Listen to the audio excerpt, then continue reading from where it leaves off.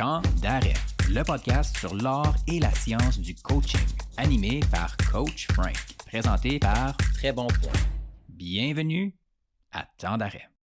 Épisode 132, Leadership aux Jeux paralympiques, adaptation du coaching de haut niveau et futur de la performance sportive avec Martin Gingras.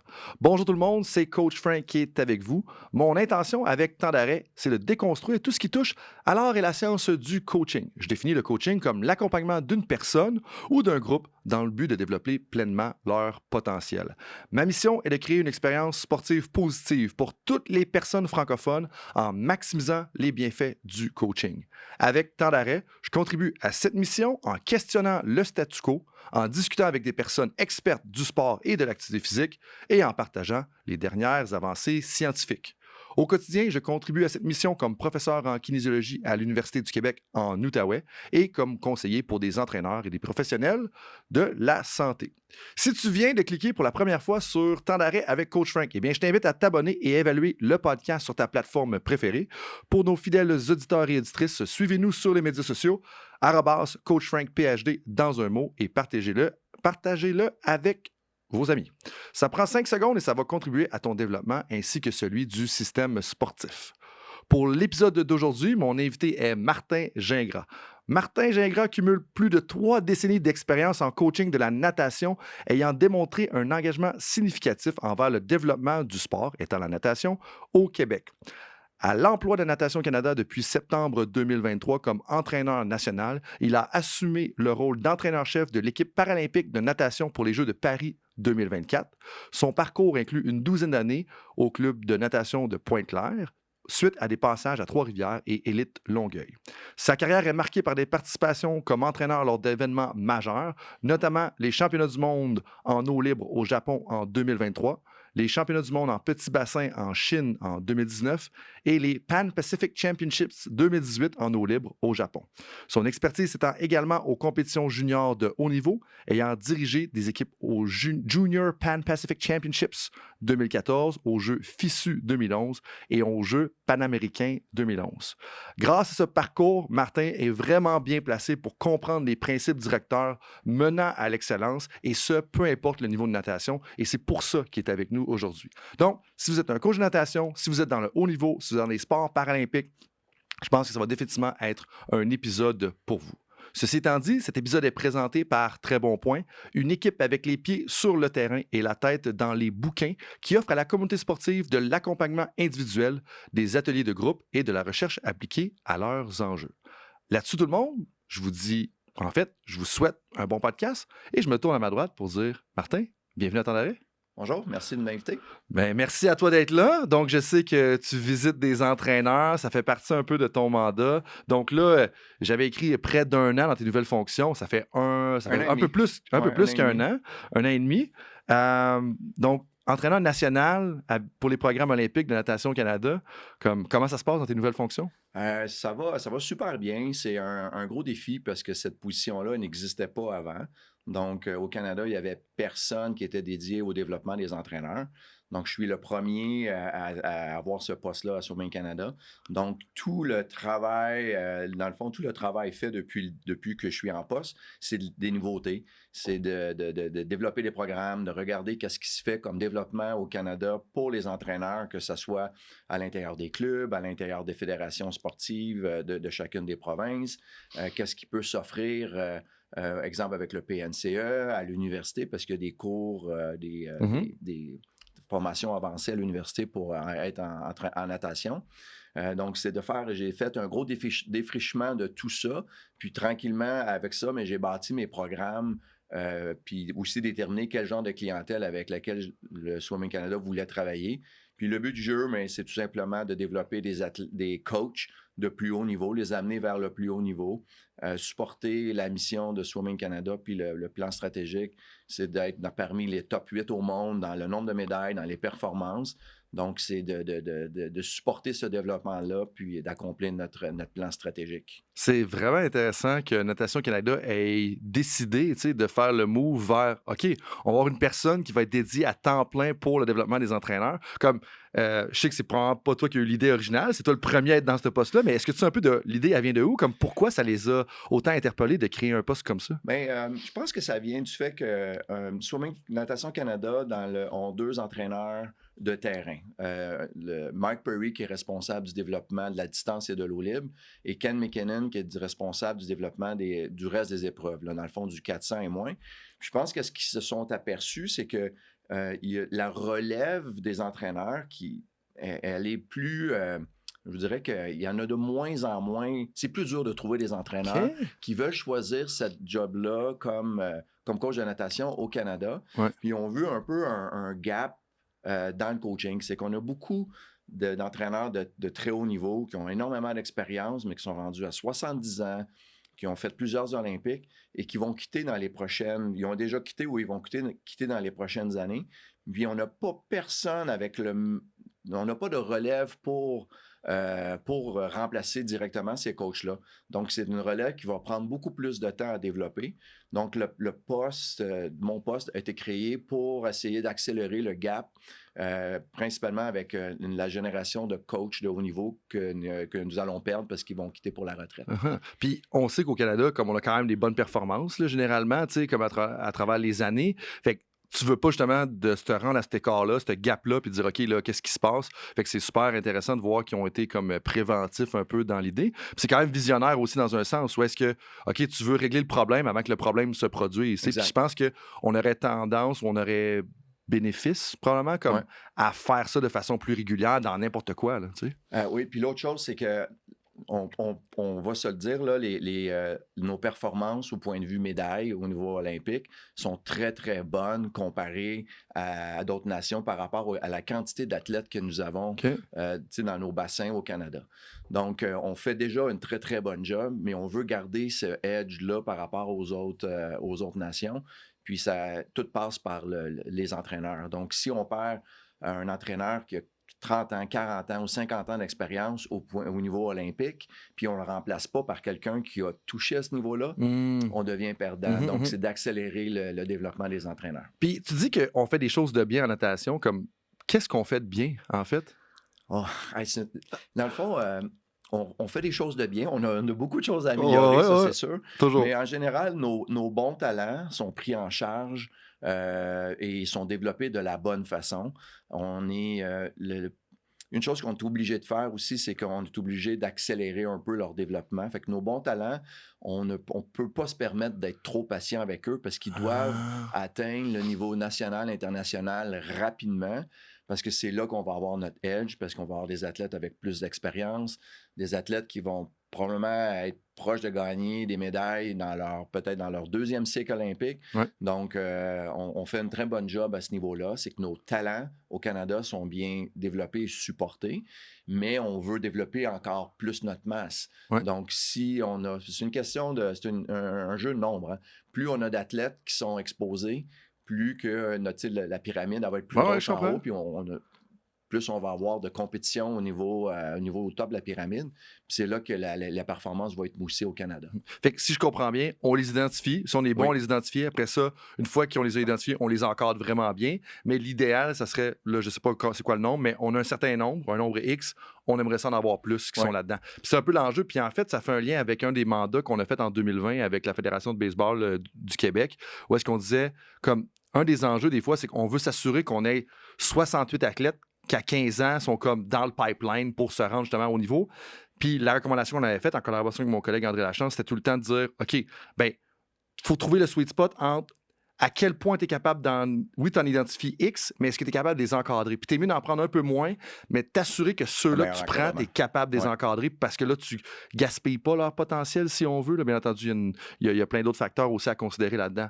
Puis si je te ramène plus dans ton rôle actuel, justement, parce qu'on va parler du coaching beaucoup, là, juste moi-même, en tant que conseiller de coach, puis coach de coach ou coach developer, peu importe comment on veut le formuler, comme ça a été quoi un peu les enjeux de démarrer un programme comme ça? Parce que tu disais, mes programmes PNCA universitaire, moi, je vois juste un des enjeux, comme tu me dis là, c'est qu'au Canada, il y a 48 systèmes de formation des entraîneurs, il y a 450 000 opportunités de formation. Comment est-ce qu'on défriche ça? Un, puis deux, qu'on oriente nos coachs avec qui on travaille. Mais dans le fond, j'ai fait la map du coach du développement des entraîneurs au Canada. Puis en faisant la map, c'est là est-ce que les responsabilités doivent tomber. Exemple, les clubs ont une responsabilité de faire du mentorat puis de la formation aux nouveaux coachs dans leur structure. Les provinces ont le devoir de faire la formation des coachs à un tel niveau. Fait que principalement, qu'est-ce que j'ai fait, c'est que j'ai juste, après avoir fait la map du développement des entraîneurs au Canada, j'ai fait une ligne, j'ai fait une coupure avec, OK, cette clientèle-là, à partir de cette ligne-là, en haut, je vais commencer à travailler avec ces coachs-là. Okay. Parce que c'est impossible de travailler avec les 400 coachs au Canada. Ça serait impossible à faire. Donc, c'est vraiment d'aller sélectionner un des critères minimums avec lesquels je dois commencer à travailler. C'est qu'est-ce qu'on a fait. Puis en même temps, mais si on veut les amener à un plus haut niveau, je ne peux pas commencer trop bas parce que le développement de l'entraîneur, ça prend beaucoup de temps, ça prend beaucoup de succès, d'échecs, ainsi de suite, pour que l'entraîneur se forme.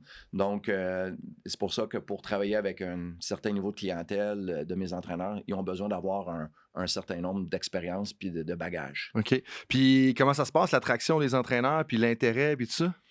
Ça se passe bien. Il y a certains, comme dans tous les domaines, il y a certains entraîneurs qui sont très ouverts, exemple, à ma visite ou à travailler avec moi. Puis il y en a d'autres qui savent tout, puis c'est correct, c'est de respecter ça. Puis c'est à moi de trouver une façon d'aller chercher ces entraîneurs-là, de les challenger sans qu'ils se rencontrent, de poser quelques questions clés qui vont faire en sorte que, ils vont commencer à réfléchir. Puis, avec les gens qui étaient réticents à ma visite ou à discuter, à avoir le responsable du développement des entraîneurs sur leur bassin, mais une fois qu'on a eu notre premier ou 2 contacts, là, maintenant, quand est-ce que tu me reviens me voir? Parce qu'ils ont aimé la discussion, ils ont aimé que je les challenge. Parce que je n'ai pas la réponse à tout le monde. Je ne suis pas là pour nécessairement leur donner l'information qu'ils ont besoin pour devenir meilleurs, mais tout simplement de créer la discussion, de créer le débat pour qu'eux, après, réfléchissent sur leur pratique puis dire, OK, peut-être qu'il y a d'autres façons de faire. Puis, c'est d'amener juste un différent point de vue pour créer la réflexion. Ouais, puis même, j'enchaînerais avec co-créer la réflexion, co-créer la solution. Puis je pense qu'une fois que les coachs, ils voient cette dynamique-là, comme finalement, ils sont comme, OK, non, il n'est pas là pour me dire quoi faire. Puis tu as de l'expérience, puis on va en parler, puis on embarque là-dedans dans quelques instants. Mais tu sais, tu as de l'expérience, tu as coaché à un haut niveau, tu as produit des athlètes. Mais cette personne-là est experte de son contexte, elle comprend son milieu, bien, ensemble, on peut co-créer des affaires. Tu sais. Puis moi, je trouve ça intéressant, l'élément que tu dis, où est-ce que, puis on en parlait un peu de ça en se promenant tantôt, où est-ce que j'ai toujours trouvé ça fascinant, la réaction des coachs par rapport justement à se faire coacher. Puis moi, ce que j'ai remarqué, c'est tout à fait anecdotique. Je ne mettrai pas ça dans un article scientifique parce que je n'ai pas documenté. Mais les meilleurs coachs, là, on parle en termes de résultats, on va dire médaille puis / championnat. C'était comme la réaction instantanée. On se dit comme, ben oui, viens-t'en, let's go. OK, puis tout ce que tu vois, je veux que tu me le dises. Ouais. Puis j'ai une mémoire vive. Une personne qui a coaché plusieurs athlètes à gagner des médailles aux Jeux Olympiques. Tu sais, j'arrive à son endroit d'entraînement, puis c'est comme là, tout ce que tu vois, je veux que tu me le dises. Comme, let's go, amène-le. Puis c'est comme si ces personnes-là, ils sont tellement plus préoccupés à s'améliorer puis livrer l'excellence que l'ego passe à côté. Puis don't get me wrong, puis je pense que je suis pas mal sûr que tu vas être d'accord avec ça. Pour coacher, ça prend un ego. En voulant dire que faut que tu es sur le bord de la piscine, tu es sur le bord d'un terrain, faut que tu aies une confiance en toi. Parce qu'à un moment donné, pour te présenter devant un groupe de 30 athlètes, 20 athlètes, faut que tu aies un minimum de confiance. Mais tu as tellement confiance que tu te sens pas menacé par un commentaire. Ces coachs-là, tu as tellement raison. Ces coachs-là, eux, ont compris que c'est avec la collaboration puis l'échange que leur coaching va s'élever. Ouais. Tu sais, il y a beaucoup de coachs au Canada qui sont isolés. Je donne un exemple. Si tu es entraîneur-chef dans une structure moyenne ou grosse, et même petite, tu es la personne qui amène l'information à ton staff, à tes athlètes et même à ton board. Fait que tu es un peu tout seul dans ton silo. Puis c'est très rare que quelqu'un qui vient t'évaluer toi dans ton travail. Mm-hmm. Puis il y a beaucoup d'entraîneurs que c'est un choc. Il y a un entraîneur, je ne donnerai pas son nom, mais que ça fait 25 ans qu'il est tout seul dans sa structure. Il n'a jamais eu de feedback de sa vie. On commence à travailler ensemble. La première journée qu'il reçoit du feedback, il est fâché, il ne veut plus me parler. Là, c'est correct, c'est normal. Oui, c'est correct. J'ai dû adresser la situation avec lui le lendemain. J'ai dit, écoute, la raison pourquoi je suis là, je suis pour te faire réfléchir, ainsi de suite. Puis 2 jours après, il est excité de venir sur le bord du bassin parce que cool. Et ça crée une étincelle dans son coaching. Puis depuis ce temps-là, il a retombé en amour avec son sport parce que il a vu une autre avenue, puis ça l'a stimulé. Puis tous les coachs, pour faire ce job-là, il faut être très compétitif. Là, ils viennent trouver un edge. Ils viennent découvrir d'autres choses. Puis là, ils appellent pour avoir... Peux-tu venir me voir? On peut créer une discussion. Donc puis, ça, c'est excellent. C'est normal, là, cette réaction-là. Parce que tu sais, puis je sais que c'est un peu ça que tu penses, selon ce qu'on a jasé tout à l'heure aussi en même temps, de dire que comme les coachs sont passionnés, sont dévoués, puis mettons que ça fait 25 ans qu'il est dans son coin puis qu'il fait ses affaires, puis que ça fonctionne. C'est normal après ça que la personne ait un certain niveau de confiance dans ces choses. Puis en fait, c'est très louable ce que la personne a fait, c'est de dire, OK, sur le coup que la personne a réagi un petit peu de façon frustrée par rapport aux commentaires, mais je veux dire, si ça fait 25 ans que tu coaches puis que tu penses que tu fais une bonne job, puis que tu as des preuves pour t'en dire que tu fais une bonne job, ça se peut que ta réaction soit pas comme « Ah, ben merci de me dire que j'ai des défauts, tu sais. » Puis recevoir un feedback, c'est pas parce que tu fais pas une bonne job, c'est tu fais un excellent job, mais comment tu peux l'améliorer, comment tu peux la progresser pour y faire encore un meilleur job. Parce qu'il y a des athlètes qui vont réagir d'une façon à un coaching, puis il y a des athlètes qui vont réagir d'une autre façon au même coaching. Donc, c'est être à l'écoute de voir comment ton savoir-faire et ton savoir-être peut être. Tu peux l'adapter avec la clientèle que tu as parce que les résultats vont être différents avec un athlète ou avec un autre athlète. Puis même chose avec les coachs. Puis le message, je pense qu'il faut aussi retenir là-dedans. Puis s'il y a des conseillers ou conseillères au développement des entraîneurs qui nous écoutent, bien, je pense qu'il ne faut pas s'arrêter à la première réaction de l'entraîneur. Tu sais. Puis en bout de ligne, c'est une personne passionnée qui est investie dans son travail, que ça se peut qu'elle réagisse comme ça. Après ça, c'est à nous de voir comment est-ce qu'on peut articuler le message parce que comme les coachs sont dévoués puis ils s'investissent. Je sais qu'on en parle beaucoup, on va passer à d'autres sujets, mais non, mais vas-y. Moi, qu'est-ce qui est important, c'est quand je vais voir un coach pour la première fois, c'est de rentrer dans sa peau puis comprendre c'est quoi son intention, puis où est-ce qu'il veut aller. Tant aussi longtemps que je comprends pas ça, ça devient très dur pour moi de porter un jugement. Je ne suis pas là pour porter des jugements, je suis là pour faire des observations, mais quand je comprends l'intention, là, la discussion change, puis je suis capable de... Je suis plus en mesure de créer une discussion où est-ce que l'entraîneur va être un peu plus ouvert parce que je comprends où est-ce qu'il s'en va. Puis ça, c'est hyper important de prendre le temps de le faire. Ben oui, l'importance de se présenter sur place puis de comprendre le contexte de la personne puis tout ça. Puis justement, comme là, toi, ton contexte est quand même particulier. Puis là, tu parles à des entraîneurs, mais là, tu as eu à être entraîneur toi-même particulièrement durant l'été. Donc, si je me trompe pas, puis corrige-moi si c'est le cas, au début de l'été, tu as été nommé ou tu as dû prendre la relève de l'équipe nationale paralympique en préparation pour les Jeux de Paris. Comment ça s'est passé, cette expérience-là? Oh my God! Ça a été vraiment une expérience enrichissante. Pour faire une histoire courte, les Jeux sont en fin juillet, début août. Début août... plus au mois d'août, fin septembre. Au mois de mai, c'est lorsque j'ai appris que je devais aller supporter un collègue qui ne pouvait plus aller au jeu comme entraîneur-chef. Donc, et en même temps, pour donner le contexte, c'est l'entraîneur, le gestionnaire de la haute performance de Natation Canada sur le côté paralympique a aussi démissionné. Il a dû retourner en Australie auprès de sa famille. Donc, Swimming Canada a engagé un gestionnaire de la haute performance qui ne connaît pas la natation en intérim, juste pour passer à travers cet épisode-là. Et j'ai été nommé pour aller le supporter et devenir le leader de l'équipe paralympique. Donc, je connais le paralympique, j'ai déjà coaché des athlètes paralympiques, mais ça fait vraiment longtemps. Donc, en peu de temps, à partir du mois de mai, on a dû mettre en place dans le fond, tous les protocoles, toute l'organisation pour s'assurer que les performances de Paris 2024 vont être à la hauteur en fonction des objectifs qui ont été fixés dans le cycle de 4 ans. Donc, en 2 mois et demi de travail, on a travaillé extrêmement fort, 8 heures par jour, moi et le collègue Jean-Philippe Lavoie, pour mettre en place un système, d'organiser les Jeux pour que les athlètes qui ne s'apparaissent pas que leur head coach puis leur gestionnaire de la haute performance ne soient pas là. Donc, je pense c'est mission accomplie pour nous parce qu'on a réussi les athlètes ont performé au-delà des espérances aux Jeux paralympiques. Plus de médailles, je pense, depuis les 4 derniers Jeux. Donc, on a égalé le record des Jeux paralympiques. Puis, c'était le plus de médailles de plus de les 4 derniers jeux. Donc, ça a été excellent pour ça. Mais ça a été tout un challenge. Ben oui, puis en fait, je veux justement qu'on en parle de ce challenge-là. Puis pour mettre les chiffres, pour que les gens aient une bonne représentation, c'est comme, selon mes sources, corrige-moi si c'est le cas, mais c'est 13 médailles, dont 5 médailles d'or, 4 médailles d'argent et 4 médailles de bronze pour 22 athlètes. Fait que, première chose, dire bien joué.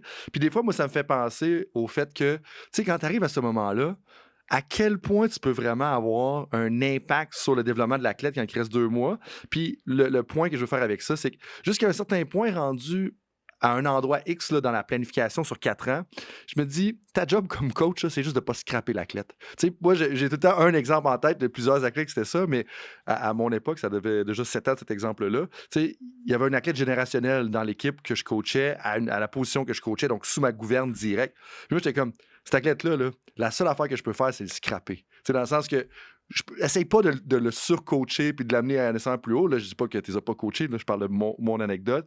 Mais mon but, moi, c'était de dire, OK, est-ce que cet athlète-là, si je le coach plus, il va nécessairement mieux performer? Non, il est pas mal déjà au top de sa game. Fait que là, mon but, c'est juste de lui donner des rappels, de pas scraper son training, de pas l'amener vers une charge d'entraînement qui est trop élevée puis engendrer des blessures. Puis ça m'amène à ma question. Ça, c'est moi la perspective que j'avais avec cet athlète-là, qui est complètement différente que la tienne parce que c'est pas le même contexte, pas les mêmes responsabilités. Mais moi, je suis curieux de savoir, comme, OK, tu arrives en poste, il y a des coachs là, qui ont à faire ça, des fois, finir des moitiés de saison dans différents sports, qui ont à vivre des 3 mois avant des Jeux significatifs. Qu'on parle des Jeux du Québec, qu'on parle des Jeux du Canada, qu'on parle des Jeux panaméricains, qu'on parle des Jeux paralympiques. Comment vous vous êtes pris pour faire cette planification-là? Qu'est-ce que vous aviez en tête quand vous avez dit, OK, pour les 2-3 prochains mois, c'est ça qu'on va faire?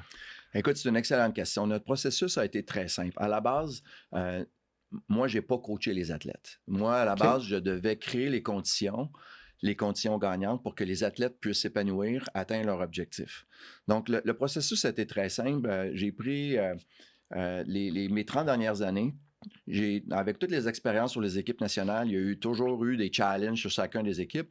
Puis moi et mon collègue, on s'est dit, OK, qu'est-ce qui peut aller mal? Qu'est-ce qui peut être notre...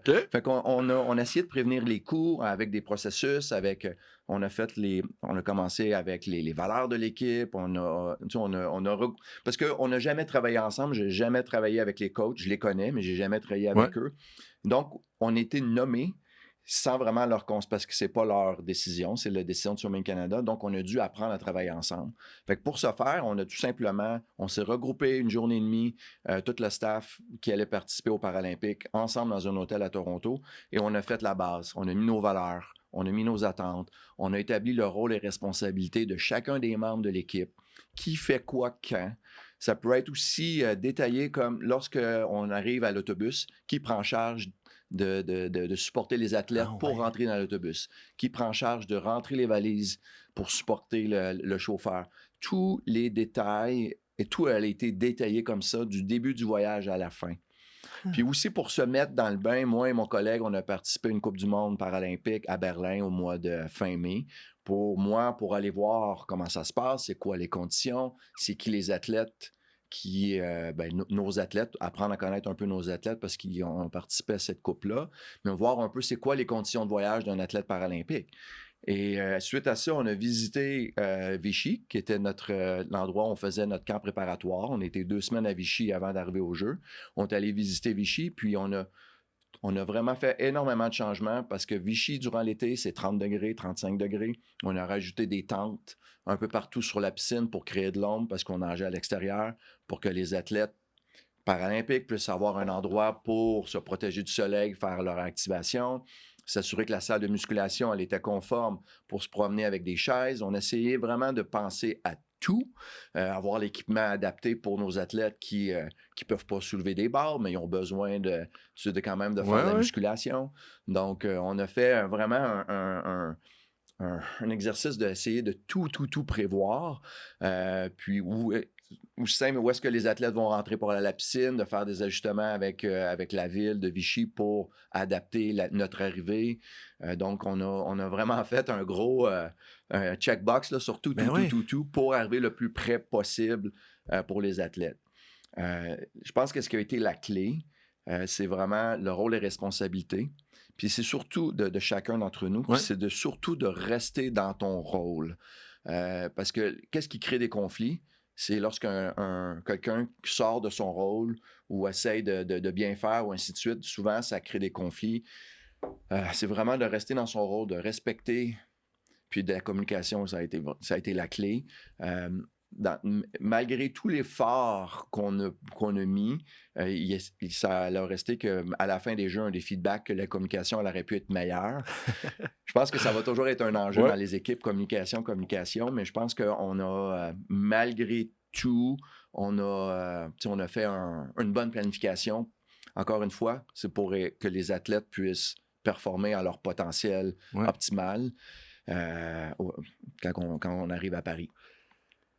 Ça aurait tellement pu virer autrement. Tu sais, de dire prendre relève de l'équipe à ce moment-là pour X raisons, tu sais, tout ça. Puis, ce que tu dis là, pour moi, c'est fascinant. Parce que je sais pas si c'est ça le premier réflexe de la majorité des gens. Voulant dire que on se fait garrocher une équipe nationale, on se fait garrocher en plein milieu de saison dans la Ligue nationale de hockey, peu importe le contexte, puis de dire, OK, la première chose qu'on va faire, c'est on va revoir nos valeurs, notre philosophie, rôle et responsabilités, protocole de communication. Qui prend les sacs quand on rentre dans l'autobus? Tu sais, par exemple, qui parle au chauffeur et ces choses-là?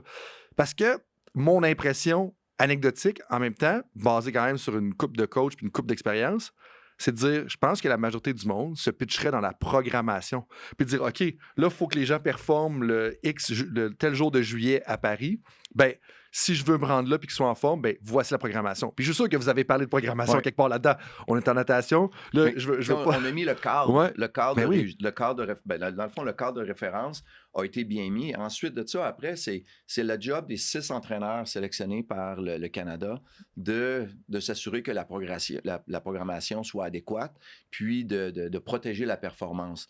Donc, le rôle de préparation a été fait. Maintenant, lorsqu'on est arrivé à Vichy, mon rôle comme entraîneur-chef, c'est d'apprendre à connaître chacun des entraîneurs avec les athlètes qui entraînent, avec leurs particularités, avec leurs challenges, et de voir, de comprendre la particularité de chacun des athlètes. C'est le challenge parce que tout le monde est différent. Tout le monde a des handicaps différents. Il y en a que c'est nerveux, il y en a que c'est juste des moins de membres, on dirait, qui se déplacent avec moins... ils ont des handicaps un peu plus physiques. Fait que ça a un impact sur la récupération, ça a un impact sur tout le travail. Donc, c'est vraiment pour chacun des entraîneurs, moi, je devais comprendre leur façon qu'ils entraînent, la particularité des athlètes pour que s'il y a une problématique, je sois capable de les supporter le mieux possible. Donc, dans ma routine, on était 2 semaines à Vichy, je passais environ 45 minutes par jour avec chacun des entraîneurs pour juste me mouiller puis voir le travail fait puis apprendre à connaître l'athlète. Parce qu'en situation difficile ou en situation avec un challenge, lorsqu'on a une décision à prendre, cette information-là, elle devient critique. Je donne un exemple. Si on choisit des athlètes pour participer à un relais, si l'athlète avec des atteintes neuro ont déjà une épreuve la même journée, il doit faire le relais, mais peut-être que cet athlète-là n'aura pas le temps de récupérer assez pour pouvoir faire le relais. Donc, c'est toutes des informations qui sont importantes parce que je devais signer pour les relais, je devais approuver les relais. J'ai nommé des entraîneurs responsables pour mettre sur pied le relais, mais à la fin, c'était ma décision. Donc, je devais connaître chacun des athlètes pour être capable de prendre une bonne décision. C'est une complexité des sports paralympiques et des fois, les gens ne réalisent pas, à mon avis, de dire que, hey, toutes les personnes sur ton équipe, ils ont un profil individuel distinct. C'est comme dans les sports plus olympiques, donc la natation juste régulière, si on veut, eh bien, comme, oui, il y a des différences individuelles, mais c'est plus facile de mettre les gens en anglais, on dit le mot cluster, là, comme en petits groupes, si on veut, tandis que les différences individuelles sur les 22 athlètes, c'est quand même très significatif. Mais tu vas être surpris, mais c'est la même chose sur le côté olympique. OK. Les athlètes, vas-y. Si on a 22 athlètes olympiques, on va avoir 22 athlètes différents qui vont réagir différents à la fatigue, à la récupération, ainsi de suite. C'est la même chose, mais c'est la même chose au point de vue des différences entre athlètes. Même si on les regroupe en groupe de 4, il y a 4 individus qui réagissent différemment à la fatigue, au voyagement, à l'affûtage, ainsi de suite. Donc, ça devient vraiment très, très, très individualisé, même sur le côté olympique que sur le côté paralympique. Côté paralympique, c'est juste que comme entraîneur-chef, exemple, si un athlète, il y a des athlètes qui ne peuvent pas s'entraîner à tous les jours. Donc, il faut juste respecter ça. Mais sur le côté olympique, tous les athlètes peuvent s'entraîner à tous les jours, c'est correct. Ouais. Mais sur le côté paralympique, un athlète, des fois, ne peut pas Ouais. s'entraîner le lendemain parce que sa récupération, sinon, peut prendre 4-5 jours avant qu'il soit en mesure de bien nager.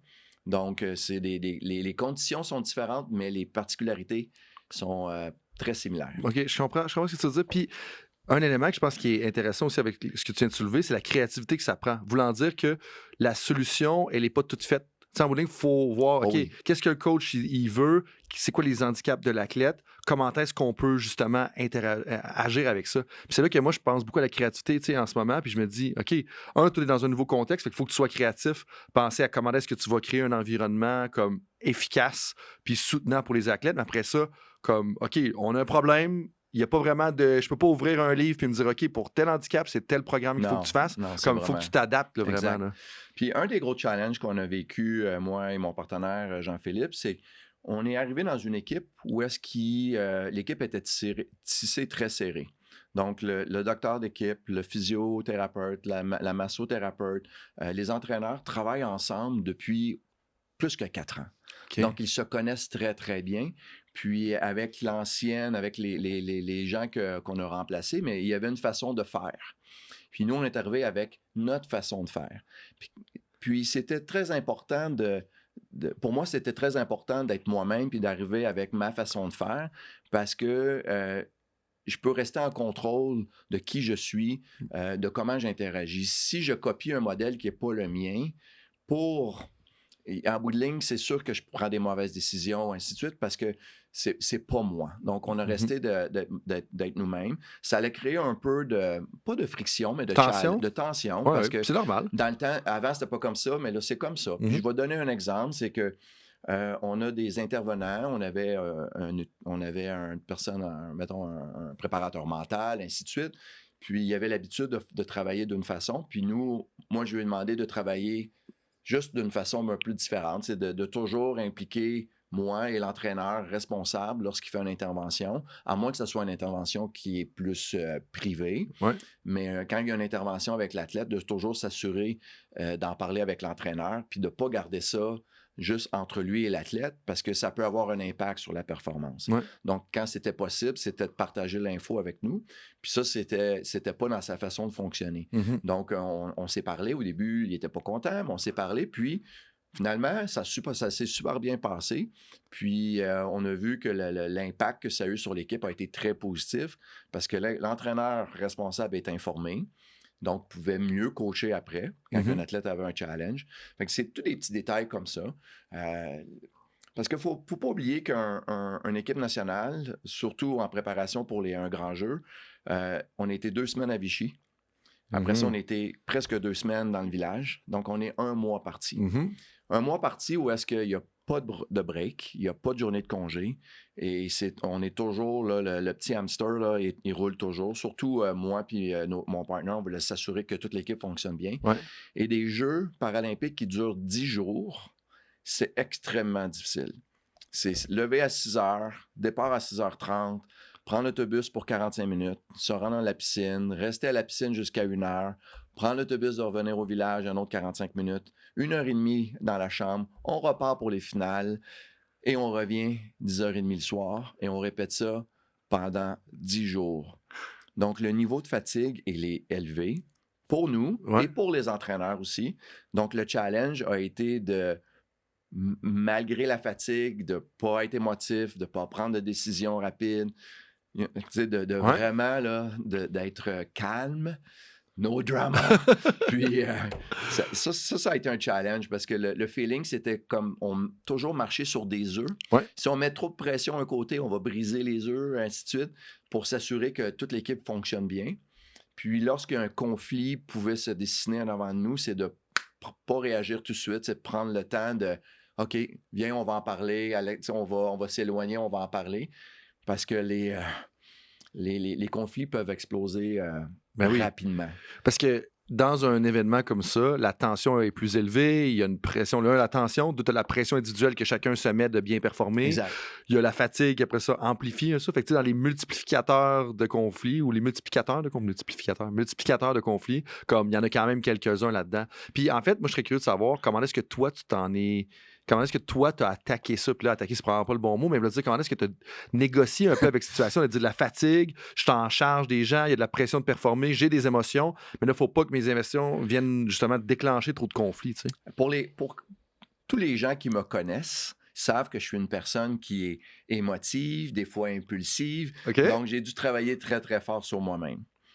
J'ai dû me mordre les lèvres souvent en disant « Martin, calme-toi, relax, réfléchis avant pour pas pour pas mettre de l'huile sur le feu ou réagir rapidement parce que ça sert à rien. » Et je pense que c'est là que j'essaie d'agir en bon leader parce que je me suis mis aussi dans la peau de chacun des coachs avec leur stress. Il y a des journées qui étaient beaucoup plus stressantes que d'autres.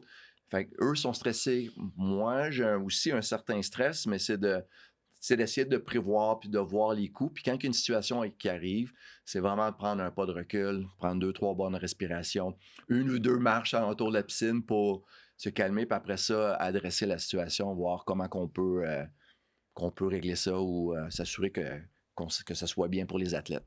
Est-ce que tu faisais littéralement ça, comme dire « OK, je vais aller faire le tour de la piscine » ou c'est une image que tu utilises? Non, je l'ai vraiment fait. Ah ouais, OK. Je l'ai vraiment fait. Il n'y en a pas eu tant que ça. Il y a eu quelques, je dirais, accrochages. Puis c'est normal. Là. Puis c'est je veux juste normal. aussi mettre en contexte, comme il y a un de mes amis qui s'est marié au Costa Rica, t'sais. Puis on est allé là, puis c'est mon meilleur chum, là, comme, puis il n'y a aucun enjeu. Généralement, puis il n'y a pas eu d'enjeu durant le voyage, mais en discussion, ça s'est vraiment bien passé. Puis ce que je disais à mon chum, c'est comme, est-ce que vous réalisez que c'est comme si on venait de passer, comme là, j'ai dit 3 semaines, on a littéralement passé 1 semaine avec ce groupe-là, on a fait 2 semaines, on s'est juste amusé. Mais le point avec ça, c'est qu'on a passé 7 jours ensemble. Mais dis ça, là, c'est comme si on avait passé 7 semaines ensemble. Parce que ton meilleur chum, mais comme... Tu sais, si tu le vois une fois semaine, là, c'est déjà bon. Là, dans la... Tu l'as 24 heures sur 24. Là. Puis c'est ça, quand tu le vois, c'est comme peut-être tu le vois 4 heures, 8 heures, parce que tu t'en vas prendre un petit verre, tu joues un jeu, tu vas voir peu importe l'activité que tu vas faire, tu vas faire du ski de fond.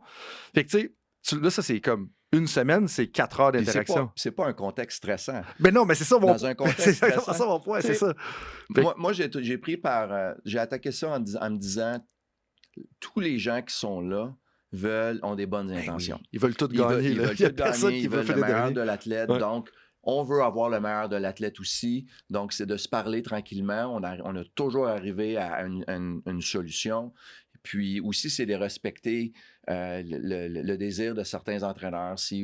Parce que comment ça a fonctionné à Paris, c'est qu'il y avait 2 piscines. Il y avait la piscine d'entraînement qui était proche du village, qui était à peu près à 10 minutes d'autobus, et la piscine de compétition qui était à 45 minutes d'autobus. Okay. Ça, c'est quand tout va bien. Ça aurait pu être 1 heure. Le côté olympique, ils ont vécu des 1h30. Nous, on a vécu des maximums à peu près 1 heure. Donc on avait plusieurs...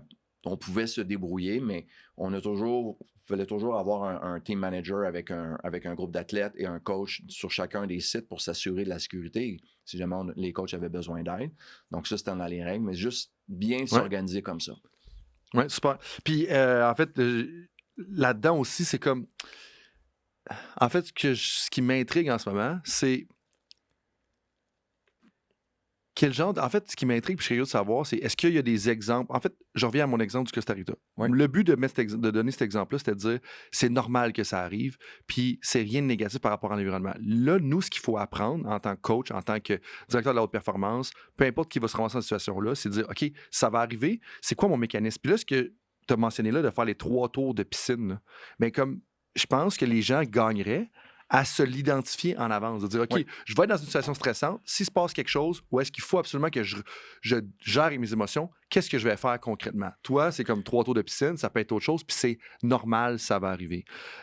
Est-ce que tu as peut-être un exemple pour des gens qui, comme, méconnaissent un peu ce contexte-là? Est-ce que tu as peut-être un exemple à partager qui est peut-être pas trop...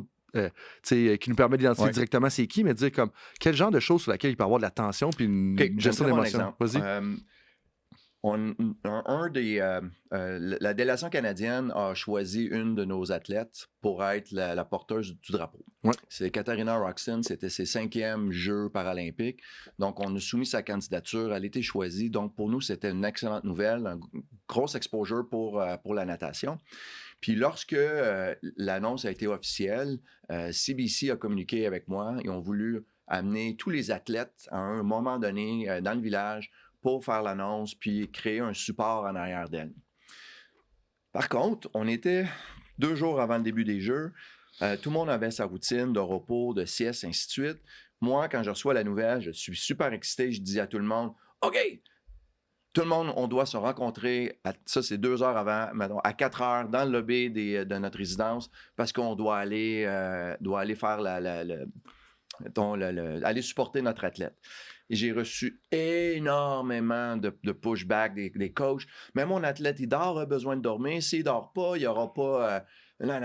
Ça a été l'enfer, la critique que j'ai reçue là, parce que j'imposais comme entraîneur-chef, j'ai imposé leur venue et j'ai été obligé de changer, après le recul, j'ai été obligé de changer la décision et de dire, OK, ceux et celles qui sont disponibles, si vous voulez venir supporter Katarina, s'il vous plaît, de venir avec nous à 4 heures.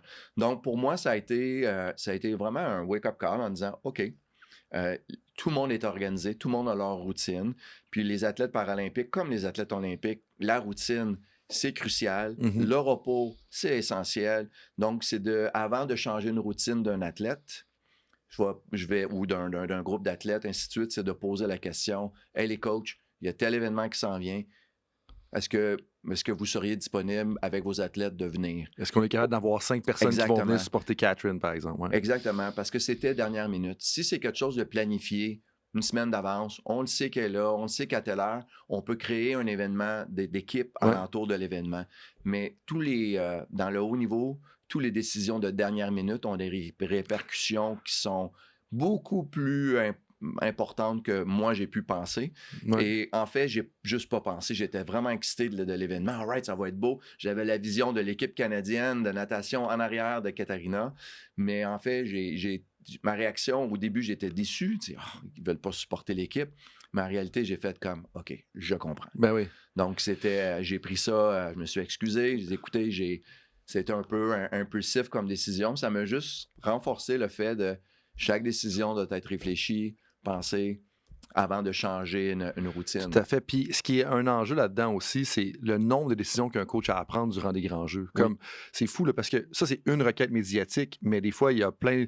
Ça peut être juste changement d'heure de compétition pour X raisons et tout ça. T'sais. Puis les médias, comme ils vont te solliciter, puis l'idée est bonne, puis ils vont pas nécessairement comprendre pourquoi, mais ils ont pas... Des fois, ils réalisent pas à quel point, ça fait 4 ans que tu travailles pour ça, puis 2, comment est-ce que ton horaire est calculé pour ce moment-là. Les médias sont excités aussi. Des bonnes performances, ils veulent voir les athlètes. Ouais. Puis on a dû être très, très, très strict sur l'accès aux médias parce que, exemple, il y a des protocoles qui sont hyper serrés pendant les grands jeux. La zone média, elle est accessible uniquement en passant par un endroit, puis les athlètes peuvent pas passer, exemple, de la piscine d'entraînement ou même la piscine de compétition des fois pour aller dans la zone des médias s'ils ne viennent pas de nager. Donc, on doit protéger cet aspect-là parce qu'ils peuvent se faire disqualifier s'ils dérogent du protocole. Et c'est d'expliquer aux médias, c'est pas le bon moment. Si tu veux lui parler, c'est telle date, entre telle heure et telle heure, ou demain, exemple, entre telle heure et telle heure. Et il y en a qui ont vraiment poussé. On a dû dire non très fermement. Et... dans le fond, la morale de l'histoire, c'est chaque demande, c'est non, jusqu'à temps que ça devienne oui, dans le sens que on reçoit la demande, on dit non, quand c'est surtout dans les médias, pour pas déroger aussi des routines. On en discute, on regarde la meilleure stratégie, on leur revient avec une proposition. Ouais. Quand je dis non, c'est juste dire, on va te répondre, il n'y a pas de réaction émotive. Oui, elle s'en vient, l'athlète ou whatever. Donc, on a vraiment protégé les athlètes parce qu'il y a des athlètes qui ont nagé au jour 1 et au jour 10. Il y en a qui avaient des épreuves à chaque 2 jours. Donc, après une médaille, exemple, Aurélie Rivard, elle était extrêmement en demande. Mais si elle fait des interviews, parce que plus tard dans la soirée parce que le décalage horaire avec le Canada, c'est quand même un 5-6 heures. Donc, il a fallu protéger Aurélie, surtout parce qu'il y a une autre performance qui s'en venait, puis pour s'assurer qu'elle ait son sommeil, qu'elle ait son moment où elle peut relaxer. Parce qu'après avoir gagné une médaille, l'adrénaline est dans le piton. Il y a beaucoup Ben oui. Donc, c'est d'apprendre à relaxer pour être prête pour la prochaine épreuve. Puis ça s'accumule à travers les jeux d'avoir ces moments-là. Ça te prend ton 1 heure le soir où tu peux aller dans ta chambre au village puis regarder Netflix puis comme sortir un peu d'esprit olympique. Là, un des bons moves qu'on a fait, moi et mon partner Jean-Philippe, c'est qu'on a loué un hôtel à côté de la piscine, à environ 5 minutes de marche de la piscine. Okay. Donc, on a investi d'avoir un hôtel là. Donc, on a donné le choix aux athlètes s'ils ne voulaient pas retourner au village entre les prélims et les finales pour éviter 1h30 de transport. Et le stress qui vient avec. Le stress qui va avec. Fait qu'on a loué 2 chambres, une chambre pour garçons, une chambre pour filles, avec toujours un manager. Dans le fond, il y avait toujours un manager et un entraîneur pour faire la supervision. Donc, ça l'a évité. Il y a beaucoup d'athlètes qui ont pris cette opportunité-là. Donc, ça a limité le transport. Puis ça a augmenté le repos. Puis je pense que ça a été un des facteurs aussi qui est un facteur de succès. Intéressant, plan de contingence d'avoir des infrastructures pas trop loin justement du site de compétition. Et puis, une de mes dernières questions qui a l'air évidente à la base, je pense que c'est quand même subtil, puis je pense aussi que les gens gagneraient à porter plus attention à ça. C'est que vous aviez 3 capitaines de l'équipe canadienne.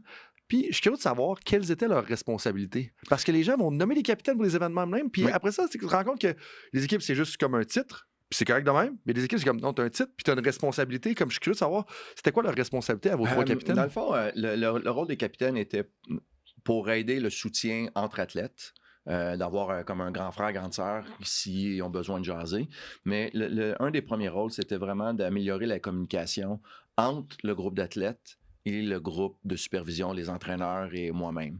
Donc, on a reçu beaucoup d'informations provenant des capitaines sur qu'est-ce qui se passe dans l'équipe. S'il y avait des situations entre athlètes qui se sont passées, l'information venait à nous, fait qu'on était en mesure de... First, on savait qu'est-ce qui se passait, puis on était en mesure d'intervenir si nécessaire. Donc, ça a été juste d'améliorer la communication entre les athlètes et les membres de l'équipe. Fait que de créer un pont, justement, puis de dire, ça peut être un filtré, mais deux aussi s'assurer que l'information se rende, parce que des fois aussi, tu veux peut-être pas 22 athlètes, justement, 22 athlètes. Tu sais, c'est une équipe de hockey en bowling, tu veux pas que l'équipe de hockey au complet, sache les 22 athlètes, viennent tout le temps parler au coach, parce que tout le monde a ses responsabilités, tu sais, en même temps.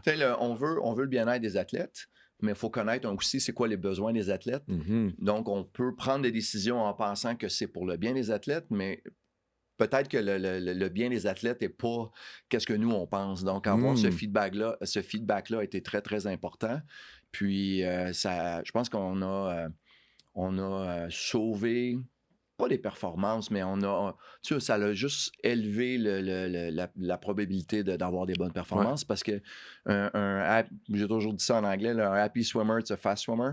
Donc, en situation, surtout après un mois de voyagement, c'est des challenges. Donc, on essaie de maintenir ce côté-là. Ben là, tu sais, justement, j'en parlais la semaine passée, il y a une étude, puis il y a quelqu'un qui m'a dit, bon, pourquoi tu sors ça? Ça sort tellement de où? Mais en fait, il y a une étude qui a testé, si tu faisais, je vais te dire un 5 km, là, citez-moi pas sur les faits, puis j'ai pas le nom de la référence, mais il y a une étude qui avait étudié littéralement si tu souriais en courant un 5 km versus ne pas sourire un 5 km, puis je pense que le résultat était pour la même fréquence cardiaque, tu courais plus vite en souriant qu'en ne souriant pas, donc tout ça. Fait que, en tout cas, bref, c'est quand même faux l'idée de sourire. Je crois ça beaucoup. Mais le sourire en dessous de l'eau, je sais pas si c'est hydrodynamique, là, et tout ça. Ouais, c'est ça que je veux dire. Tu sais, c'est c'est toujours plus facile quand on a du plaisir à faire ce qu'on fait. Puis la natation, c'est un hobby. Tu sais, c'est une passion. C'est pas une job. Faut pas que ça soit comme une job. Même les coachs, moi, j'essaie de pas venir au travail tous les jours parce que je travaille pas dans la natation. C'est ma passion. J'aime la natation. Je tombe en amour quand j'avais 16 ans. J'ai commencé à nager à 16 ans. Mais tu sais, il y a des études, ça s'appelle le flow state. Ouais. Puis ils ont lorsqu'il y a une situation, comme tu as expliqué, quand les gens sont heureux, il y a des hormones qui sont sécrétées. Puis quand ces hormones-là sont sécrétées, puis tu es dans un moment d'apprentissage, la connexion se fait beaucoup plus rapide. Tu as besoin de moins de répétitions pour améliorer un geste ou pour que ça devienne un automatisme. Donc, c'est sûr qu'on est loin c'est pas dire toujours être en joke tout le temps, Non. mais de créer un environnement positif, un environnement qui est le fun et agréable, ça change tout. Puis, tu sais, une des choses que je dis souvent, c'est, je dis souvent plus dans mon cercle privé, c'est comme, est-ce que tu es heureux parce que tu gagnes ou est-ce que tu gagnes parce que tu es heureux? Tu sais, est-ce que tu as du fun parce que tu gagnes ou est-ce que tu gagnes puis que ça parce que tu as du fun, justement. Puis moi, j'ai tendance à croire que c'est le deuxième. Commence par avoir du fun, ça donne le goût de t'entraîner, ça donne le goût de te pointer, ça donne le goût de faire les choses de la bonne façon. Puis avoir du fun, des fois, ça peut être très demandant, puis tu peux être exténué, mais tu sens que tu t'es dépassé, puis tu sais, ce feeling-là, j'imagine que tu l'as eu. Puis en fait, ça m'amène à un point que je n'étais pas sûr si on peut en parler, mais moi, tu viens de le soulever, puis je veux qu'on en parle. Tu m'as dit, OK, bon, j'ai commencé à nager à 16 ans, ça fait quand même plus de 3 décennies que tu coaches. Qu'est-ce qui t'a accroché au coaching? C'est quand? Raconte-moi donc le jour que tu as réalisé comme, hey, le coaching, c'est ma passion, puis moi, je veux plonger là-dedans pour le reste de ma vie. Comme je dis, j'ai commencé à nager à 16 ans dans une piscine d'été. Après une blessure, le médecin me dit la seule chose que tu peux faire, c'est de nager. Donc, je me suis inscrit dans un club d'été. J'ai commencé à nager là. J'étais bon. Bon pour les piscines d'été. Tu faisais quoi avant? Du hockey, du ski. Mais j'ai touché à tout, mais je me suis jamais vraiment démarqué, à part quand j'ai embarqué dans une piscine. Puis, je rentrais dans un club de natation à 16 ans. J'ai commencé une piscine d'été, j'avais 14. Fait que j'étais 1 an et demi de piscine d'été, rentré dans un vrai club de natation à 16 ans. Je tombais en amour avec le sport, mais je suis revenu à 18 ans pour coacher les piscines d'été où est-ce que j'ai commencé. Puis, dès la première année, ma piscine d'été à Belleuil, les Sharks de Belleuil, let's go, on a gagné le championnat d'été. Contre toutes les piscines de la Rive-Sud. Donc ça, j'ai été très fier, puis ça m'a donné la piqûre parce que j'amenais mon énergie puis mon plaisir dans le coaching, puis en les faisant travailler très, très fort. Fait que c'est un peu ma philosophie depuis 30 ans. Donc, j'ai amené ça. Puis, j'ai tombé en amour parce que j'aime la natation, puis aussi parce que le succès a été là. Puis, comme satisfaction personnelle, ça a été bien. Puis ensuite de ça, j'ai nagé, j'ai fait mon bac en éducation physique à l'UQAM. Donc, je suis devenu un prof d'éducation physique. Puis, qu'est-ce que j'apprenais durant le jour, je le mettais en pratique dans mon coaching comme assistant dans les clubs après. Puis, après avoir fait un peu de suppléance, la première job à temps plein qui m'a été offert, c'était en coaching. Et j'ai sauté. J'ai sauté dans l'aventure. Donc, j'ai commencé à être à temps plein après mon bac, donc à 22 ans. Puis, à 24 ans, j'étais entraîneur-chef de l'équipe de natation de Longueuil. Puis j'ai maintenu cette philosophie-là avec mes athlètes. D'ailleurs, j'ai eu on a eu une rencontre d'athlètes avec cette première génération d'athlètes-là au mois de janvier cette année. C'était vraiment très drôle. Puis tout le monde était là. Tout le monde avait le même feedback sur leur expérience. Donc, ça m'a un peu réconforté en voulant dire j'ai fait la bonne chose. Je les ai poussés, mais c'était pas si pire que ça. Ils ont nagé vite, ils ont fait des équipes nationales, même dans ce temps-là, dans mes débuts. Puis j'ai toujours resté comme ça. J'ai eu une pause dans ma carrière que je suis allé enseigner pendant 4 ans au Collège Le Tendre à Laval. Ça a été nécessaire de prendre une pause pour plusieurs raisons. Nouveau bébé à la maison, ainsi de suite. Donc, j'ai essayé d'être prof, mais j'étais pas vraiment un prof. J'étais un coach dans le gymnase, dans le gym. Je comprends ça. Puis, après 3 ans et demi, je me suis dit, oh man, faut que je retourne dans le coaching. Puis, j'ai trouvé un poste à l'Université du Québec à Trois-Rivières comme entraîneur de natation et ça fait depuis... The rest is his history. T'sais. Exact. Mais il y a... Ça, je ne sais pas si tu le savais, mais ça, c'est en fait une tendance quand tu regardes les grands coachs dans l'histoire, tu sais.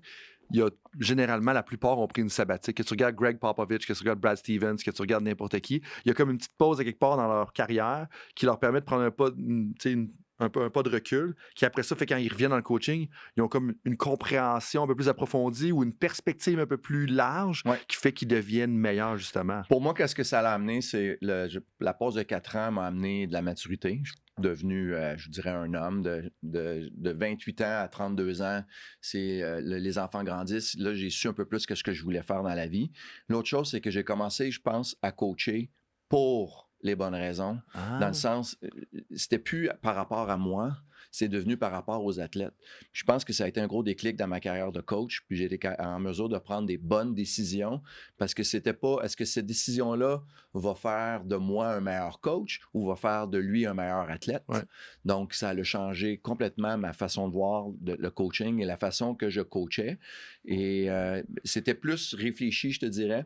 Avant, c'était comme, oh, ça, hey, ça, on a réussi ça ou j'ai réussi ça. Là, ça a été vraiment porté sur le focus sur les athlètes en premier, puis moi, un peu très secondaire. Ben, puis je te suis là-dedans parce qu'une des réflexions que j'ai récemment, des fois, j'entends soit des athlètes parler, des collègues parler, des coachs parler, puis le commentaire, c'est comme, OK, non, mais tu sais, je veux leader. C'est comme, non. Comme, tu deviens pas un leader en disant, je veux leader. Tu deviens un leader en essayant d'avoir un impact positif sur les gens, puis en essayant de les aider. Et ça fait de toi un leader par la bande. Ouais. Comme devenir un leader, devenir un excellent coach, c'est comme, non, tu te focuses sur le développement de ton athlète, tu te focuses sur faire la bonne chose, influencer positivement les gens. Puis ça, à long terme, ça fait que tu deviens un leader. Fait que ça, je pense que c'est un discours, c'est subtil, mais c'est pas en essayant d'être un leader que tu deviens un leader. C'est en essayant de faire la bonne chose puis d'influencer les gens positivement que là, tu deviens un leader. C'est comme un coach quand il dit je veux que tu fasses ça, c'est pas toi qui veux, c'est plus expliquer pourquoi il faut que tu le fasses. C'est quoi le pourquoi en arrière pour que l'athlète le comprenne puis qu'il puisse le faire par lui-même pour les bonnes raisons. Parce que lorsqu'un coach dicte de quoi puis que l'athlète le comprend pas, ça va être fait, mais ça ne sera pas retenu. Fait par coercion, dans le sens qu'en voulant dire que c'est le coach m'a dit de faire ça, donc je dois le faire. Mais c'est pas justement intrinsèque. C'est de mettre vraiment tout le développement de l'ownership, là, de la responsabilité sur l'athlète. Parce que c'est pas ma natation, c'est ta natation, c'est ton développement, c'est ton succès. Moi, je suis là pour te challenger, je suis là pour enseigner des trucs, ainsi de suite. Mais en bout de ligne, c'est toi qu'il faut qu'il le mette en place. Parce que c'est pas moi qui va monter sur le bloc. C'est toi qui montes sur le bloc. Puis quand tu le fais, t'es tout seul avec toi-même. Exactement. T'es tout seul avec toi-même. Ouais. Learnership, tu sais, moi, je le traduirais en parcours d'apprentissage, justement. Ouais. Puis avec toute ta carrière, tu sais, là, comme, bon, OK, plus de 3 décennies, là, on se retourne vers l'avant. Puis, bon, les Jeux de Los Angeles sont en avant de nous. On ne sait pas encore le rôle exact que tu vas avoir. On sait que tu vas être impliqué avec les coachs qui vont être autour un peu de ces Jeux-là, dans différentes fonctions. Comment est-ce que tu vois le coaching évoluer en direction vers 2028? Parce que moi, c'est ça le centre de mes préoccupations en ce moment, de me dire, OK, là, on est là, ici, aujourd'hui. Il y a plein de choses qui changent dans le monde. Il y a l'intelligence artificielle qui arrive. Comme, où est-ce qu'on s'en va dans le coaching vers 2028? 2028, c'est quand même très court. C'est demain. Je pense que si on parle un peu plus à long terme, 2032, 2036, je pense que les coachs vont... Parce que le savoir est là. L'information est accessible, surtout avec Internet depuis une quinzaine, vingtaine d'années. Toute l'information, les YouTube... L'information, elle est là. Je pense que les coachs qui vont avoir le plus de succès, c'est les coachs qui vont être en mesure de créer un environnement positif, d'être humain, d'avoir du plaisir à faire ce qu'ils font. Puis de travailler l'ownership aussi. On appelle ça le transformational coaching, le coaching transformationnel. Je pense que c'est ça le secret du futur dans le sport. La natation, surtout en natation, c'est que la natation est un sport tellement dur. Les temps sont devenus encore plus rapides dans les derniers mois. Il y a eu 30 records du monde faits à Budapest, au championnat du monde en petit bassin. La natation a avancé un gros pas de géant pendant cette compé-là. Nos athlètes nagent déjà 10 fois semaine, 2 heures le matin, 2 fois par jour. On va leur demander de nager 12 fois semaine, 20 fois semaine. Je pense pas qu'on peut aller là parce qu'ils ont l'école à aller, ainsi de suite. C'est pas possible.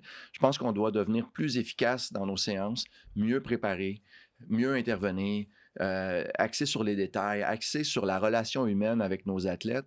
Je pense que c'est les coachs qui vont avoir ces caractéristiques-là dans leur coaching qui vont avoir le meilleur succès. Mais je ne crois pas qu'on peut en faire plus, mais on doit le faire mieux. On doit identifier nos athlètes plus tôt dans le pipeline, de mieux les encadrer, de leur donner les outils pour qu'ils puissent réussir maintenant. À chaque fois que le sport fait un pas de géant, on doit revenir à l'arrière. OK, qu'est-ce que les 9-10 ans doivent faire maintenant s'ils veulent être en avant de la parade dans 10 ans? Donc, si un entraîneur ne revoit pas le processus de développement lorsque l'athlète débute dans un programme, s'il ne le revoit pas à chaque 2 ans, l'entraîneur va se réveiller puis son programme va être en retard. Fait que c'est vraiment de revenir à la base, de mieux enseigner. J'appelle ça les habiletés de performance doivent être revues, rechallenger, redéfinir comment on fait l'enseignement pour que l'acquisition se fasse le plus rapidement possible en bas âge, pour que lorsque l'athlète va commencer à être introduit au développement aérobie, le développement aérobie avec les habiletés de performance mixées ensemble, c'est que l'athlète va avoir un gros gap. Je pense que c'est le futur dans les prochaines années. Puis qu'est-ce que tu veux dire par les habiletés de performance? Bien, en natation, il y a des habiletés de performance. Ça peut être tout ce qui est le sous-l'eau des athlètes, le kick papillon des athlètes, le kick dauphin qui se passe sous l'eau. C'est de plus en plus rapide. Donc ça, j'appelle ça une habileté de performance. Si ce n'est pas développé chez les 8-9 ans, le corps ne sera pas nécessairement en mesure de bien le performer à 12, 13, 14 ans. Donc, les enfants doivent être introduits avant la poussée de croissance pour que la flexibilité du corps, ainsi de suite, que le corps s'adapte à ce type de mouvement-là très, très jeune. Parce que si les athlètes n'ont pas ce mouvement-là, la réussite à 19-20 ans au niveau international est presque impossible.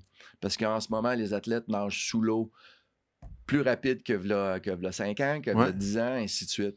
Il y a l'autre aspect, on voit les athlètes de moins en moins respirer dans leur course. On a vu sur le patron de course du 200 libre chez les femmes, les femmes respirent un peu moins.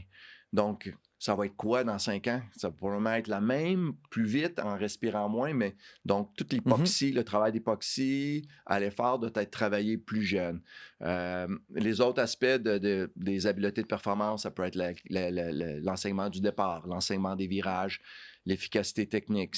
Moi, je l'appelle ça mes 4-5 habiletés de performance essentielles qui doivent être enseignées en très, très, très bas âge, surtout avant le début la poussée de croissance, là? Poussée de croissance puis l'exposition à l'aérobie. OK. Parce que la minute qu'on commence à exposer les athlètes au développement aérobie, on augmente le nombre de répétitions.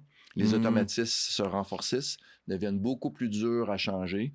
Donc, la technique, une fois que le développement aérobie a commencé, est très difficile à changer. On peut raffiner, mais c'est très difficile de briser un style puis de le remettre de la bonne façon après 12-13 ans. Fait que ce que je comprends, si je peux t'interrompre là, c'est qu'il y a comme 4-5 habiletés que tu as identifiées qui sont critiques pour avoir du succès à long terme.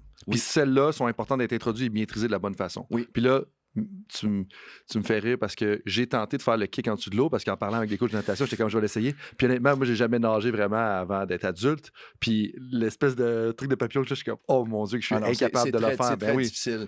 Même moi, dans mon temps, ça commençait, c'était la mode de le faire.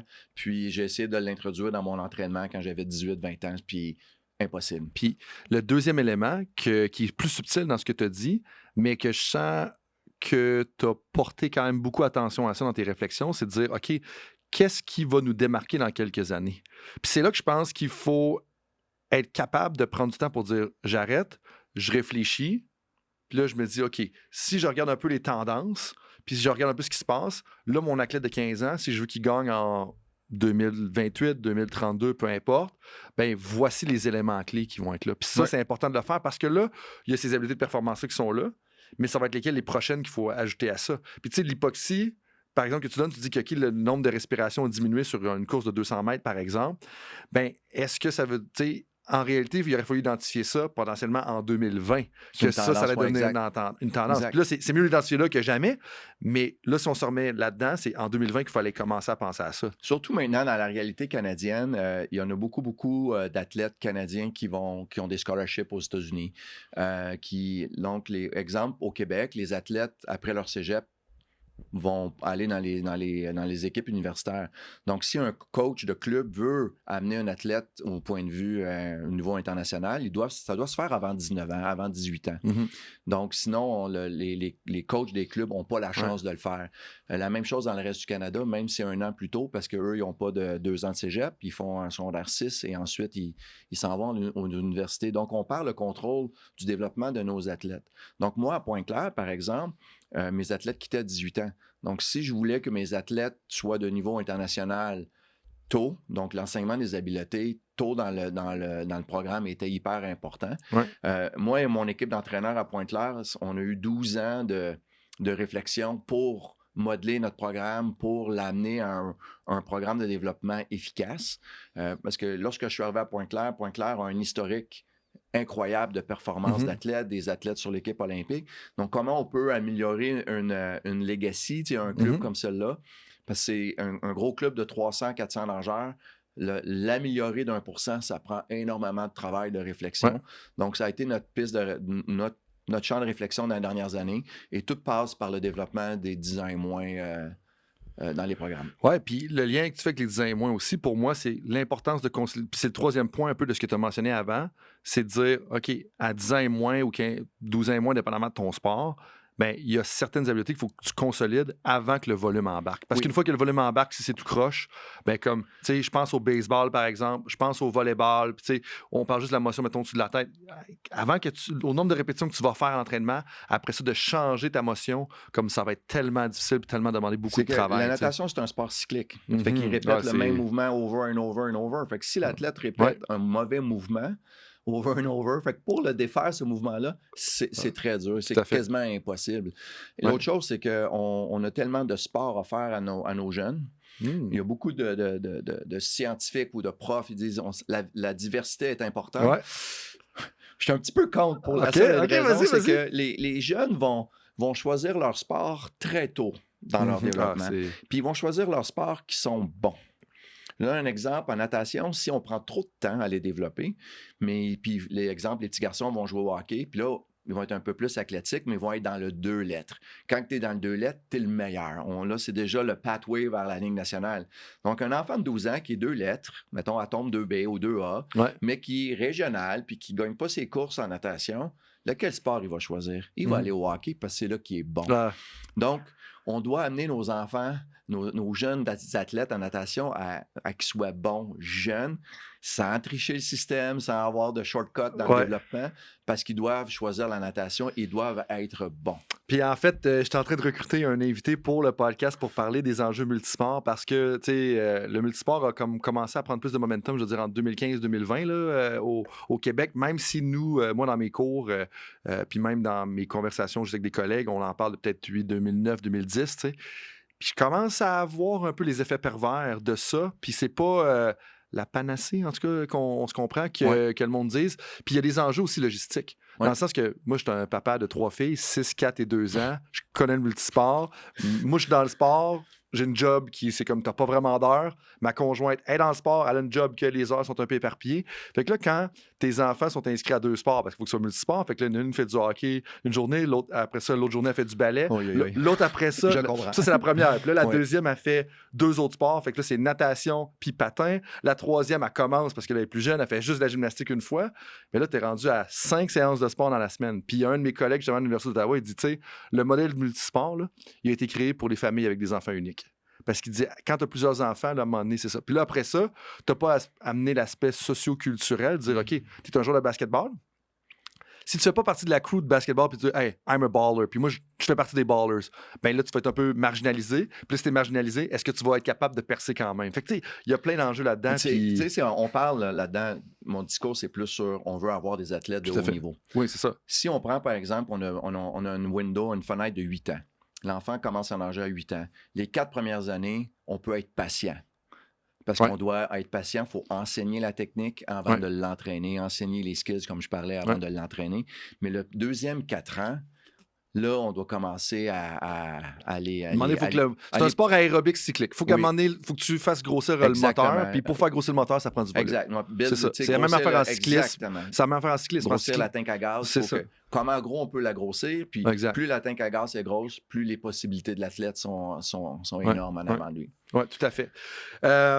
Martin, ça fait déjà un bon bout qu'on discute. Je pense que la conversation pourrait continuer pendant très longtemps. Pour moi, là, le très bon point de la conversation, c'est vraiment de dire comment est-ce qu'il faut, peu importe le temps qu'on a pour s'approcher ou se préparer à une performance de haut niveau, il faut s'attarder aux conditions gagnantes puis à la clarté des rôles. Puis je pense qu'on ne touche pas souvent assez à ça, puis dire que chaque responsabilité va être importante, puis le plus que tu es capable d'anticiper, le plus que tu vas être capable, ou le moins tu vas en avoir à gérer d'un peu imprévu durant les jeux, et plus tu peux te concentrer sur ce qui compte vraiment. Puis ça, c'est vraiment une des choses que je retiens. C'est un engrenage bien huilé. Si il y a un engrenage qui n'est pas à la bonne place, la machine déraille. C'est le même principe. Pour nous, moi et mon partner, le stress a vraiment descendu lorsqu'on a gagné notre première médaille. C'est all right. Au moins, on en a une. Oui, et puis en fait, là, les gens, ils réalisent pas à quel point que ça, c'est la réalité de plusieurs entraîneurs. Parce que tu dis, la pire affaire qui peut arriver, c'est que tu es censé avoir 8 médailles, puis là, tu en aurais 0. Oui. Tu sais, comme, au moins, quand tu en as une, là, c'est comme, OK. Parce qu'il ne faut pas oublier que le budget de la haute performance au Canada est donné en fonction du nombre de médailles. Puis... Donc, ça a un gros enjeu la de poule médailles. ou l'œuf. Comme, ça, c'est un enjeu au Canada qu'on a en ce moment. C'est comme, ça, on va le critiquer. Puis là, le modèle multisport, si les gens nous écoutent, puis vous avez des suggestions de personnes qui pourraient venir discuter de ça, qui font de la recherche là-dedans, envoyez-moi-les parce que c'est définitivement un sujet lequel je veux m'attarder plus. Puis peut-être même qu'on organisera un débat avec des praticiens comme Martin. Ça serait intéressant. Maintenant, j'enchaîne avec les questions éclairs. Où est-ce qu'on apprend un peu plus à connaître la personne qui est en avant de nous, qui a pris le temps de nous partager beaucoup d'informations durant plusieurs minutes. Donc, si tu pouvais retourner en arrière et donner un conseil à toi-même quand tu avais 22 ans, ça serait quoi le conseil que tu donnerais? 22 ans comme entraîneur, c'est de se trouver un mentor. De s'associer à un mentor. J'ai été entraîneur-chef à 24 ans. C'était beaucoup trop tôt. Okay. Ça a pris beaucoup de temps d'apprendre de mes erreurs. Donc, associer avec un mentor, d'échanger avec une personne qui a beaucoup plus d'expérience, qui peut aussi nous guider dans notre pratique, avoir aussi... un mentor, c'est pas juste sur le coaching, mais sur comment bien balancer sa vie. Probablement que peut-être que j'aurais pas arrêté de coacher pendant 4 ans si j'avais eu un mentor plus jeune. C'est d'avoir un mentor le plus tôt possible dans sa carrière, puis d'échanger, collaborer. Parfait, on retient ça. Un peu en lien avec une question que je t'ai posée, s'il n'y a rien d'autre à ajouter, tu me le dis, mais c'est une question qui est au centre de mes pensées. Qu'est-ce qui va devenir un avantage compétitif dans le monde du sport dans 10 ans? On se réveille en 2035? Je pense que la technologie, puis on parle de l'intelligence artificielle maintenant, va toujours s'améliorer.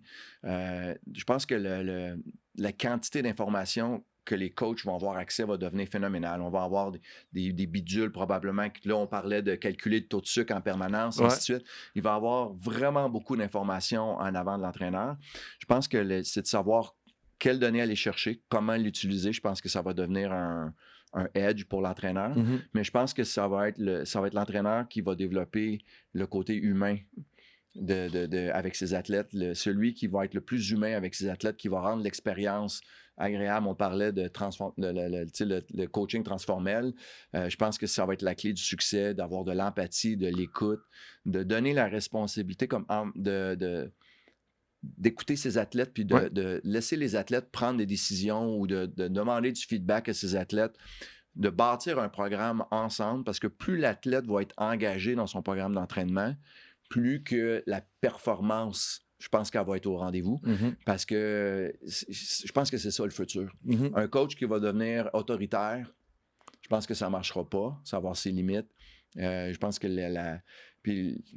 la recette gagnante, elle n'a pas changé depuis longtemps. C'est sûr, on les appelle les serial winner coach. Serial winning coaches, oui. Qui ont gagné des médailles à répétition. Leurs caractéristiques premières, c'est qu'ils ont de l'empathie, ils ont de l'écoute. Puis, ils laissent les athlètes prendre des décisions dans leur processus d'entraînement. Je pense que ça va rester. Puis, je pense que ça va être la clé du succès. Les habiletés humaines. Voulant dire que, comme on dit des soft skills, mais avec toutes les hard skills / les données qui vont être disponibles, les habiletés humaines de l'entraîneur, ça va peut-être ça qui va créer un avantage compétitif. Le coach va devoir toujours être tough. Ouais. Mais tough dans un contexte plus humain, ça va être ça la clé. Peut-être demandant. Comme on veut aller chercher la haute performance, chercher une médaille d'or aux Jeux paralympiques, aux Jeux olympiques.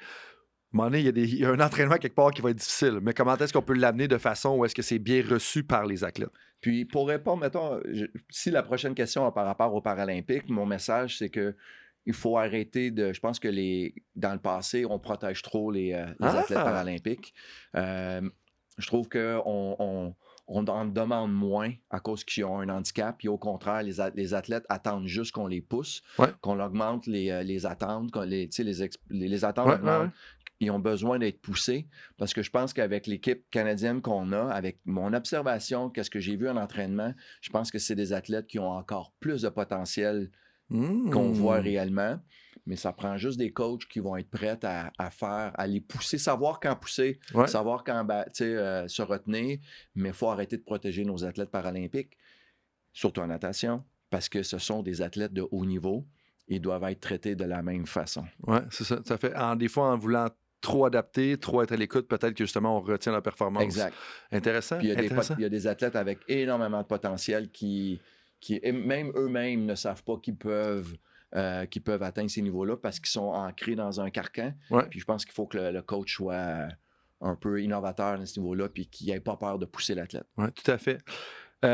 Martin, ça fait le tour de mes questions pour aujourd'hui. Merci beaucoup de ta sagesse, de ton partage, de ton ouverture. C'est vraiment apprécié, surtout avec les différents rôles que tu as eu dans la dernière année. Je pense que ça te donne une expérience, une perspective vraiment riche. Peut-être 2 questions pour la fin. 1, comment est-ce que les gens peuvent te rejoindre? Puis, y a-tu quelque chose d'autre que tu veux peut-être mentionner à l'auditoire que tu aimerais qu'ils retiennent là, en retournant chez eux à leur prochaine pratique? Ils peuvent me rejoindre dans le fond, à mon adresse courriel, très simple, mgingras@swimming.ca.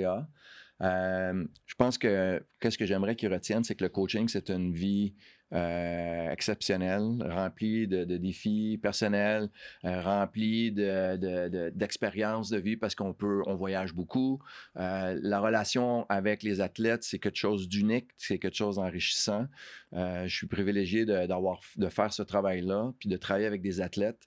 Donc, choisir le coaching, c'est une belle profession et on a besoin de vous. C'est tellement gratifiant. Puis moi, c'est vraiment la chose qui me manque le plus, même si j'en fais un petit peu on the side, mais la gratification que tu as d'encadrer un athlète, de le voir s'améliorer, de le voir qu'il réussit à faire ce que tu as essayé d'amener à faire. J'ai la chair de poule juste à parler du processus, de se fixer un objectif, de travailler ensemble.